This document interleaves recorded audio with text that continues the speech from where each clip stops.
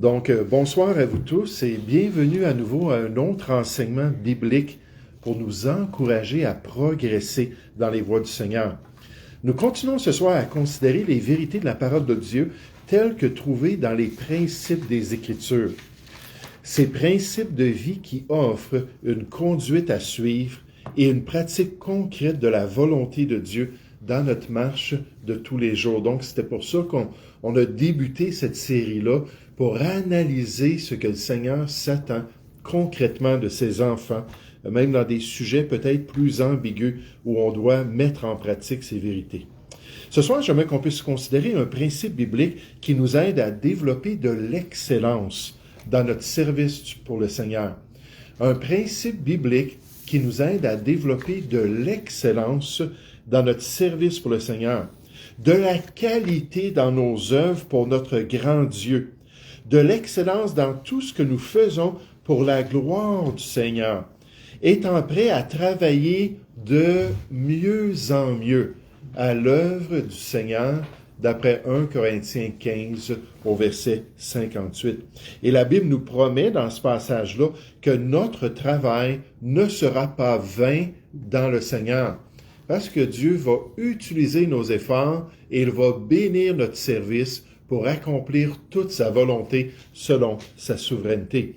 Mais si notre service est selon son plan et si on y met de la qualité, le Seigneur un jour va vouloir nous récompenser à son tribunal, d'après les efforts, d'après l'intensité, d'après notre désir de le glorifier dans tous les détails de notre service. J'aimerais qu'on puisse voir une image d'excellence dans un passage qui nous parle de cette récompense-là que le Seigneur s'apprête à donner à ses enfants. J'aimerais vous encourager à chercher la première épître aux Corinthiens, au chapitre 3. Un passage bien connu qui nous parle de l'évaluation de notre service chrétien.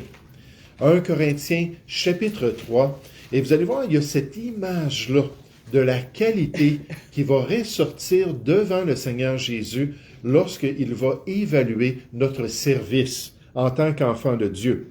1 Corinthiens, chapitre 3, à partir du verset 6. Paul dit, « J'ai planté, Apollos a arrosé, mais Dieu a fait croître.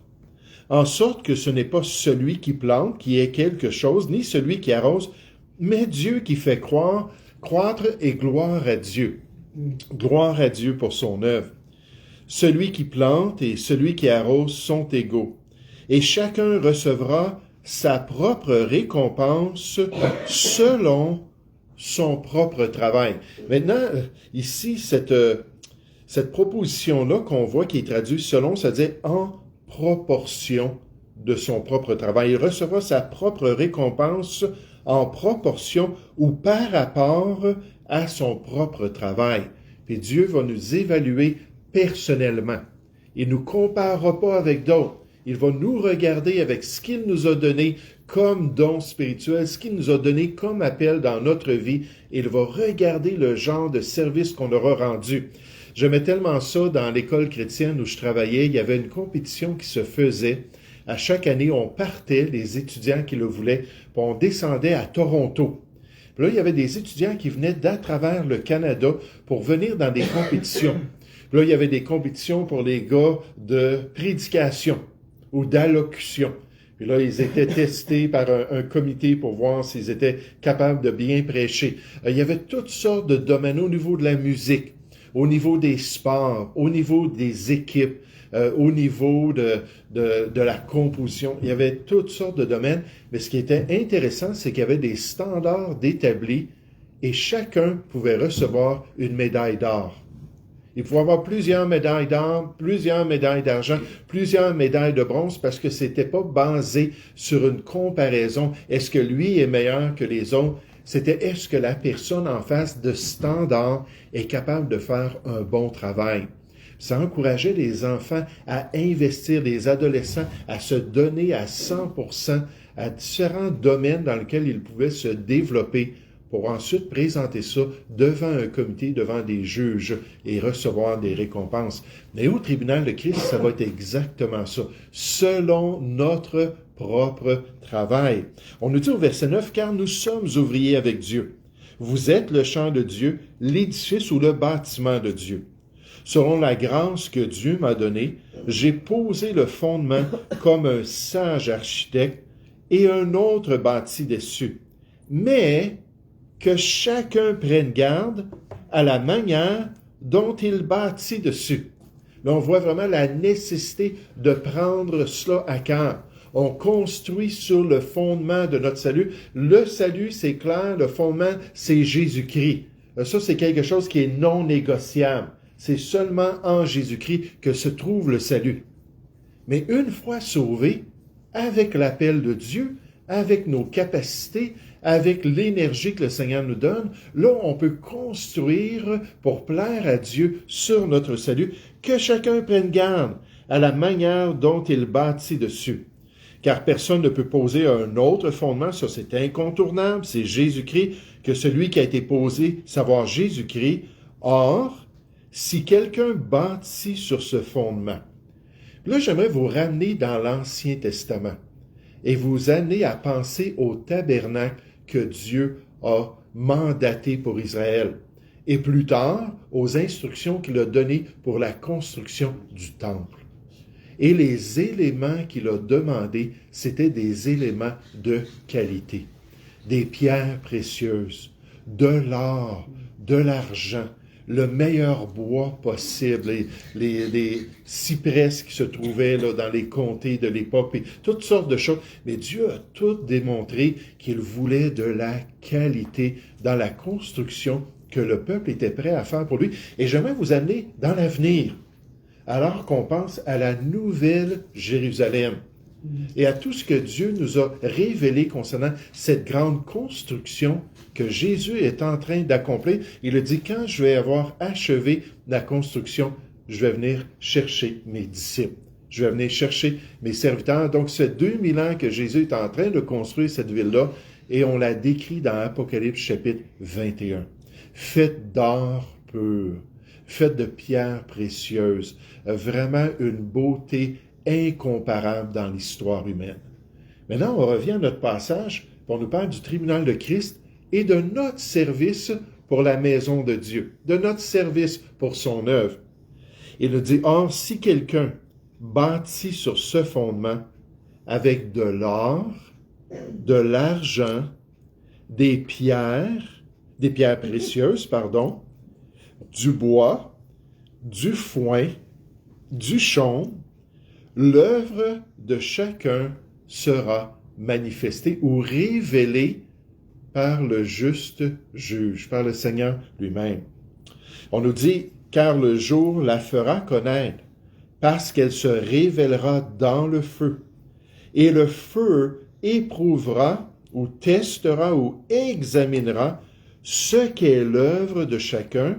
Si l'œuvre bâtie par quelqu'un sur le fondement subsiste, il recevra une récompense. Si l'œuvre de quelqu'un est consumée, puis là on pense au bois, n'est-ce pas, au chaume, au foin, on met ça dans du feu, un feu de foyer ou un feu à l'extérieur, puis tout de suite, là, ça commence à brûler, puis ultimement, c'est consumé. Mais quand c'est fait avec la qualité, comme de l'or, de l'argent, les pierres précieuses, ces choses qui rentrent dans le creuset ou dans le fourneau sont juste purifiées pour qu'ils soient vraiment purs devant Dieu. Puis là, on nous parle de ça. Si l'œuvre de chacun, finalement, si l'œuvre, de quelqu'un est consumée, il perdra sa récompense. Pour lui, il sera sauvé. Donc, on ne parle pas de gagner notre salut. Ici, on parle de notre service. Il sera sauvé, mais comme au travers du feu. Puis quand je dis ça, je pense toujours à ma sœur lorsqu'elle est sortie de sa maison en feu. Elle n'avait plus rien sur elle. Les vêtements qu'elle portait ou la robe de chambre et les choses qu'elle avait sur elle, ça l'a tout disparu. Puis là, elle était vraiment seulement qu'elle, n'est-ce pas? Puis là, ces œuvres-là vont être manifestées et la personne va être sauvée comme à travers du feu. Et qui sait s'il y a des chrétiens qui vont avoir des récompenses ou non. Dans 2 Corinthiens 5, au verset 10, les Écritures affirment « Car il nous faut tous comparaître devant le tribunal de Christ », on vient de voir cela, afin que chacun reçoive selon ou en proportion ou par égard au bien ou au mal qu'il aura fait étant dans son corps. Donc, encore une fois, on nous ramène à cette réalité-là que c'est un tribunal de compétition, c'est un tribunal de la qualité de notre service pour Dieu, la qualité de notre course chrétienne, puis la réaction de l'apôtre Paul et de ses associés en face de cette vérité-là, en face des récompenses qui sont proportionnelles au service du chrétien devant le tribunal de Christ, on nous dit qu'il s'efforçait, 2 Corinthiens 5, verset 9, il s'efforçait de lui être agréable, soit qu'il demeurait dans ce corps, ou soit qu'il le quittait, étant pleinement disposé à faire des efforts concrets pour glorifier Dieu dans leur service chrétien. Et c'est de là qu'on tire cette vérité de viser l'excellence en tant que serviteur de Dieu, de viser la qualité en tant qu'athlète du Seigneur, pour qu'un jour on puisse passer devant lui et qu'on puisse recevoir des récompenses qui sont proportionnelles à ces efforts qu'on a faits pour glorifier le Seigneur. Et on a seulement une vie à vivre en tant que chrétien, et seulement ce qu'on aura fait dans la volonté de Dieu va être récompensé pendant l'éternité. Je parlais avec quelqu'un cette semaine, puis encore l'idée que mon épouse a inculquée à mon esprit, je sais que c'est pas elle qui est à l'origine de cette pensée-là, mais encore cette idée-là, que finalement, qu'est-ce que ça change dans l'éternité? Hein, des fois, des picadilles dans notre vie, des choses secondaires, qu'est-ce que ça change? Mais le service chrétien, ça va faire toute la différence. Parce que c'est ce rôle principal que Dieu nous a donné. On a été créés en Jésus-Christ pour de bonnes œuvres, Éphésiens 2.10. Dans Tite 3.8, Dieu nous dit qu'il veut qu'on soit zélés pour de bonnes œuvres. Puis un jour, on va être testé pour la qualité des œuvres qu'on aura fait pour le Seigneur. Qui a reçu 2 Corinthiens 8, versets 7 à 9? C'est moi. 2 Corinthiens 8, versets 7 à 9. Mais cette connaissance n'est pas chez tous. Quelques-uns, d'après la manière dont ils envisagent encore l'idole. 2 Corinthiens. Oh, c'est un. On n'aime pas ce passage-là. 2 Corinthiens 8. Oui. Oui. C'est assez rapide. OK. 7 à 9. Bon. De même que vous excellez en toutes choses, en foi, en parole, en connaissance, en zèle à tous égards et dans votre amour pour nous, faites en sorte d'exceller aussi dans cette œuvre de bienfaisance. Je ne dis pas cela pour donner un ordre, mais pour éprouver par le zèle des autres la sincérité de votre amour. Car vous connaissez la grâce de notre Seigneur Jésus-Christ, qui pour vous s'est fait pauvre, de riche qu'il était, afin que par sa pauvreté, vous soyez enrichis. Merci. Donc, l'apôtre Paul est en train d'encourager les chrétiens dans 2 Corinthiens, chapitres 8 et 9. Il est en train d'encourager les chrétiens de l'Église de Corinthe à prendre part à une œuvre de bienfaisance envers les croyants de la Palestine, envers les Juifs en Judée qui est en train de vivre une difficulté particulière. Puis là, il les exhorte et dit, regardez, en Macédoine, dans la province du Nord, la grâce de Dieu s'est manifestée. L'église de Thessalonique se trouvait là, l'église de Philippe se trouvait dans cette région-là. Eux, ils étaient en Achaïe, dans le sud de la Grèce. Puis il dit que Dieu s'est vraiment manifesté dans leur pauvreté extrême. Ils ont été capables de donner richement à cette œuvre de bienfaisance-là. Puis là, il dit, et je me tourne vers vous. On en a déjà parlé l'an passé, vous vous êtes déjà engagés, mais jusqu'à présent, vous n'avez rien donné. Puis là, alors qu'il les exhorte à le faire, au verset 7, il dit, de même que vous excellez en toutes choses. Les Corinthiens, malgré tous les problèmes, étaient des chrétiens d'excellence. Il dit, en foi, en parole, en connaissance, en zèle à tous égards, et dans votre amour pour nous, faites en sorte d'exceller aussi dans cette œuvre de bienfaisance. Il dit ça, c'est une preuve que vous êtes sincères dans votre amour, et nécessairement, rappelez-vous que Jésus lui-même est venu s'appauvrir pour que nous, on soit enrichis. C'était un encouragement à vraiment prendre à cœur un service que Dieu leur donnait pour qu'ils puissent s'engager et agir concrètement pour accomplir le plan de Dieu. Quel beau passage! Les croyants en Corinthe avaient l'opportunité d'aider des frères et des sœurs en temps promise par leurs dons pour prendre soin de leurs besoins. C'était l'opportunité que Dieu leur donnait pour démontrer une charité chrétienne sincère. Et Paul leur demande de le faire d'une manière digne de Dieu, avec excellence, nécessairement par la grâce du Seigneur et nécessairement pour son œuvre, comme il le faisait dans les autres domaines de leur service chrétien. Ils avaient compris qu'en tant que chrétiens, ils devaient être excellents. Ils devaient être des croyants de qualité pour plaire au Seigneur. Cette excellence au niveau de leurs dons devait refléter l'excellence des enfants de Dieu alors qu'ils prennent à cœur le service du Seigneur, le tout nécessairement pour honorer et glorifier leur Dieu. On ne cherche pas à impressionner les gens. On ne cherche pas à mettre de l'effort dans une chose pour recevoir la gloire. On le fait comme dans toute chose pour le Seigneur et non pas pour les hommes. Et l'apôtre Paul dit, bravo, c'est excellent ce que vous voulez faire. Le commentateur Adam Clarke a affirmé, Paul n'a jamais hésité à faire l'éloge des chrétiens. Il a parlé des chrétiens de la Macédoine. Il a parlé même du zèle des Corinthiens. Lorsque cela pouvait être fait avec vérité. Il fallait que ce soit basé sur la vérité. Et le fait qu'ils étaient imminents dans certains des devoirs et des grâces chrétiennes, il en fait le motif de l'exhortation afin qu'ils abondent en toutes choses, même dans ces dons-là pour les chrétiens qui étaient dans la pauvreté. De ceux qui possédaient tant de traits imminents de la vraie foi, il était en droit d'attendre beaucoup de leur part. Et il les exhorte donc à manifester une symétrie de caractère chrétien dans cette œuvre de charité. Vous excellez dans les autres domaines, vous avez compris que Dieu veut cette qualité-là, veut vraiment que vous vous donniez à ces œuvres-là, et dit de la même manière, excellez dans cette œuvre de bienfaisance. Et comme ça, un jour au tribunal de Christ, vous allez pouvoir avoir l'approbation parce que vos œuvres sur votre salut auront été faites d'or, d'argent et de pierres précieuses qui plaisent à notre Seigneur. Est-ce que Dieu s'attendrait moins de nous aujourd'hui lorsqu'on pense à l'Église de Corinthe?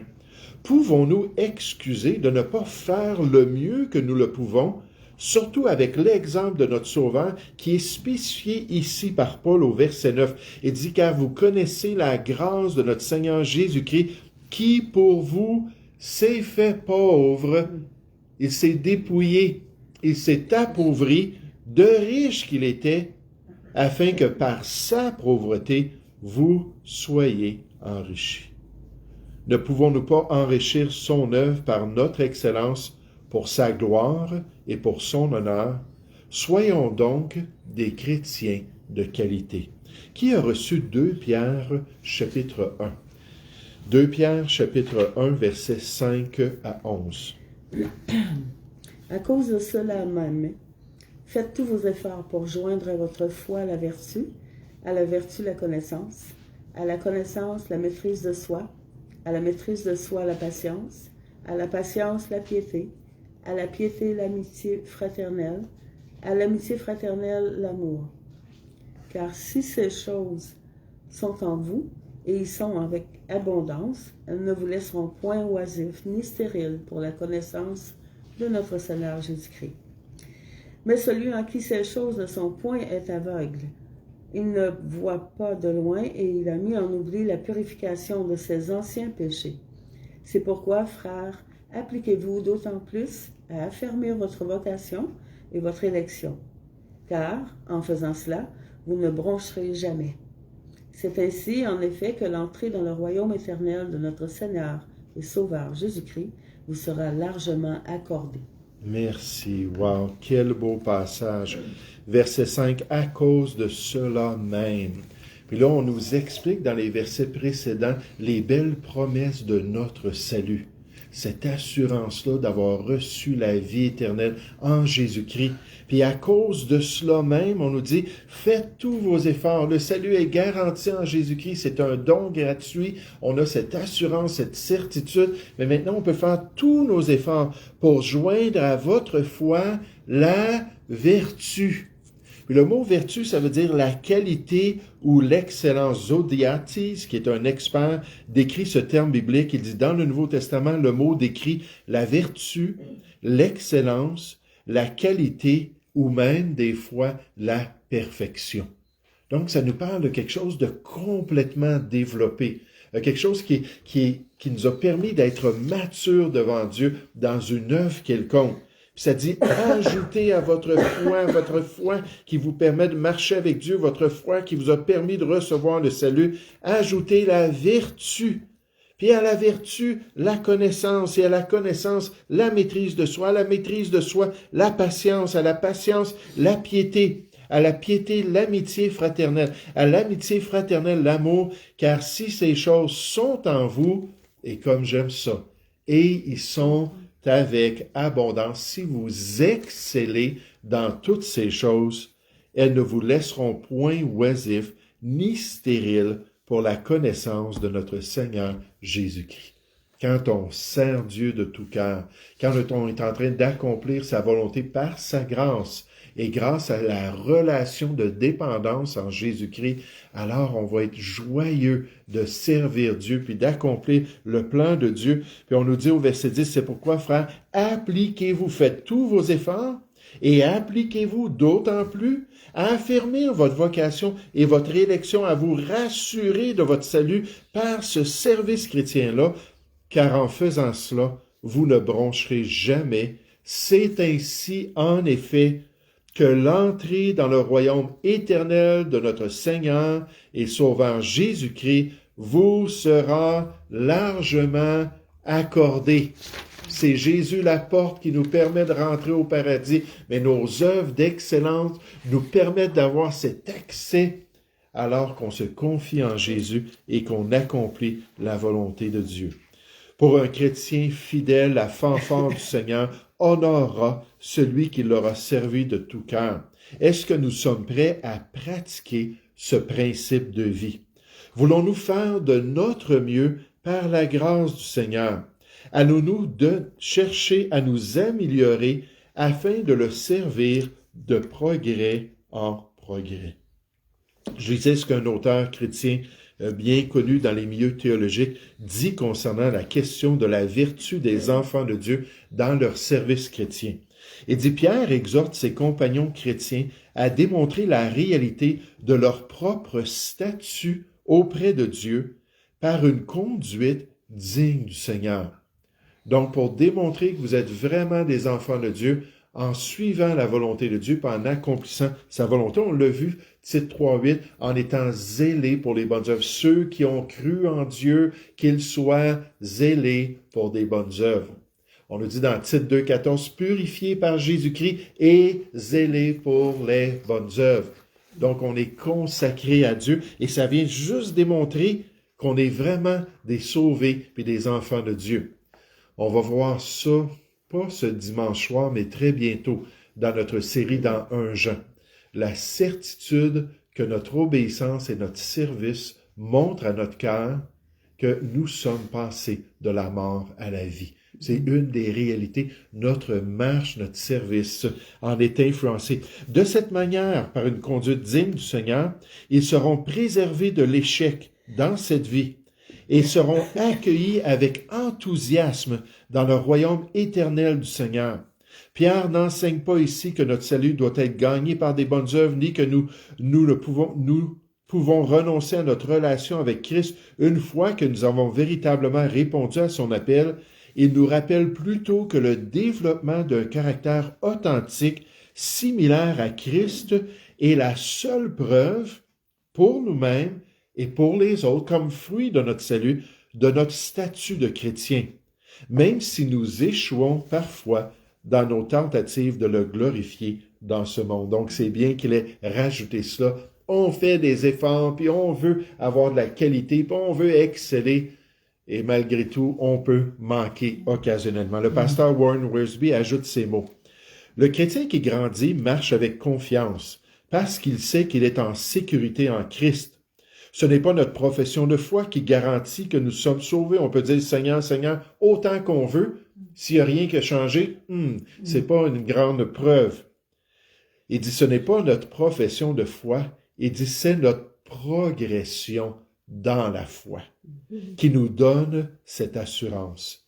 La personne qui prétend être un enfant de Dieu, mais dont le caractère et la conduite ne donnent aucune preuve de croissance spirituelle, se trompe elle-même et se dirige vers le jugement.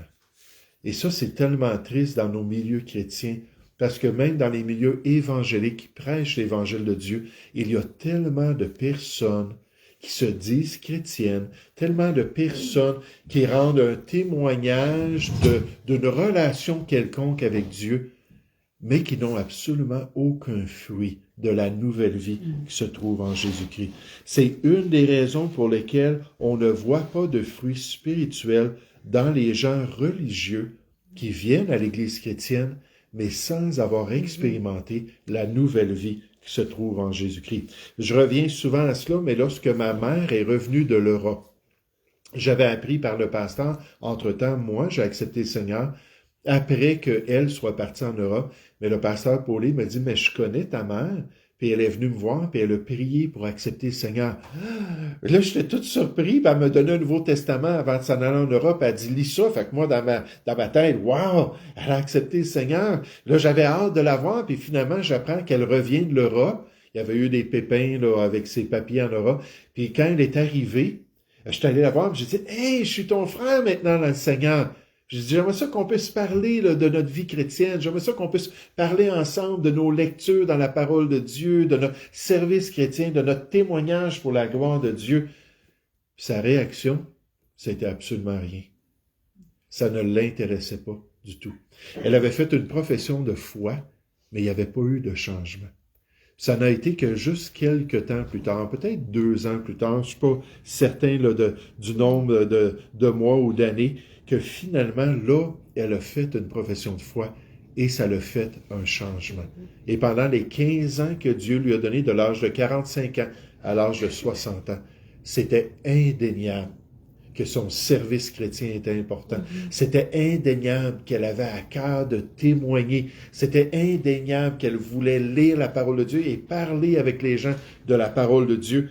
Et là, il y avait des fruits qui étaient dignes de cette conversion-là et qui la distinguait d'une personne religieuse dans l'Église de Jésus-Christ. Jésus a dit concernant la bonne terre qu'elle donna du fruit, un grain 100, un autre 60 et un autre 30. Matthieu 13 au verset 8. Donc, si c'est de la bonne terre, puis la semence incorruptible tombe dans un cœur humain bien disposé, Dieu dit, il va y avoir du fruit. Ça va varier d'une personne à une autre, mais il va y avoir une manifestation. Et nécessairement, la qualité et l'excellence de notre service chrétien démontrent la réalité de notre croissance dans les voies de Dieu. Qui a reçu Romains 12 au verset 11? Oui, Chani. Ayez du zèle et non de la paresse. Soyez fervents d'esprit. Servez le Seigneur. Ça, on en a déjà parlé dans un autre principe, et je pense qu'on va en reparler encore avant de finir notre série. Un beau verset, ayez du zèle. Dieu nous demande ça en tant que chrétien. Ça parle de mettre de l'effort nécessairement, ça parle de faire des choses de bon cœur pour le Seigneur, ça parle de dépendre de lui pour se donner entièrement un service puis à son appel. Mais ayez du zèle et non de la paresse. Soyez fervents d'esprit. Donc là, on parle d'aller un petit peu plus loin. On parle de se donner un peu plus. Pourquoi? Parce qu'on nous dit servez le Seigneur. C'est lui-même qu'on veut honorer par notre service, en accomplissant la volonté de Dieu de tout cœur et avec l'excellence que nous pouvons développer dans les voies du Seigneur. Je lisais une citation de Booker T. Washington, qui était un Afro-Américain qui est né pendant la période d'esclavage chez nos voisins du Sud et qui fut en mesure, malgré tous les obstacles dans sa vie, qui a entendu parler de Booker T. Washington. Booker T. Washington. Donc, au moins une personne. Mais en face de tous les obstacles et tous les problèmes de ségrégation, il a été en mesure de sortir du stéréotype américain noir en devenant un des plus grands érudits de son époque. Et même, il est devenu un conseiller privilégié pour certains présidents américains. Donc, c'était quelque chose qui était inconnu, là, qu'une personne noire comme ça puisse avoir une influence. Mais il a travaillé fort pour montrer que ça n'a pas d'importance notre couleur. Si on veut vraiment développer de la qualité, c'est possible de le faire. Puis il a dit ceci concernant l'excellence dans la vie d'une personne. Il a dit, l'excellence consiste à faire une chose ordinaire d'une manière peu ordinaire.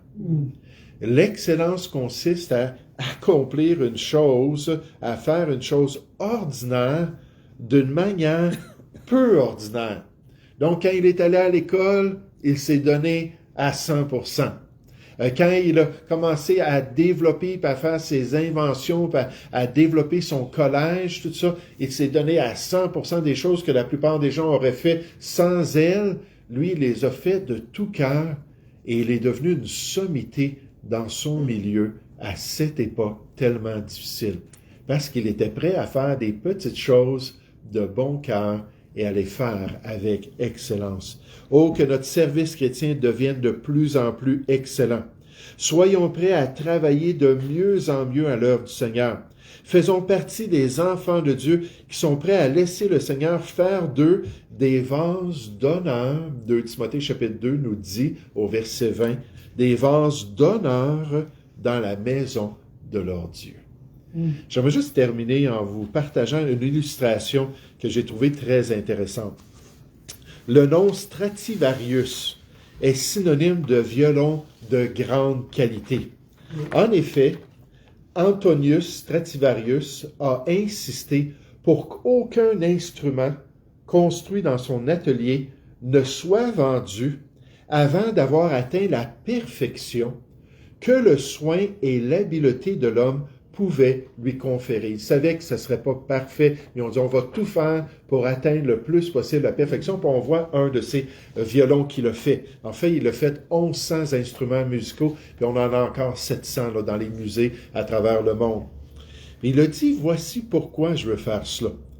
Il a dit, Dieu a besoin de violons pour faire entendre ses cantiques dans le monde. Et si certains violons que je produis sont défectueux, la musique en l'honneur de Dieu sera gâchée. Puis il a dit, je veux faire les meilleurs violons pour Dieu et pour la gloire de Dieu. Sa philosophie de travail se résumait en une phrase. D'autres hommes feront d'autres violons, mais aucun homme n'en fera de meilleurs que les miens. Il a dit, je vais tout faire pour découvrir comment faire ressortir la plus belle musique en l'honneur de Dieu par ces instruments-là. Wow, imaginez un homme comme ça, puis je suis même pas certain qu'il était sauvé, là. Mais un homme comme ça, dans sa piété, qui a dit, je vais faire de l'excellence mon objectif pour plaire à Dieu. Et nous qui connaissons le Seigneur, on peut le faire de mieux en mieux pour sa gloire. Nous allons prier ensemble. Oui, Père Céleste, merci Seigneur pour ce temps que nous avons passé, Seigneur, encore dans un autre principe biblique.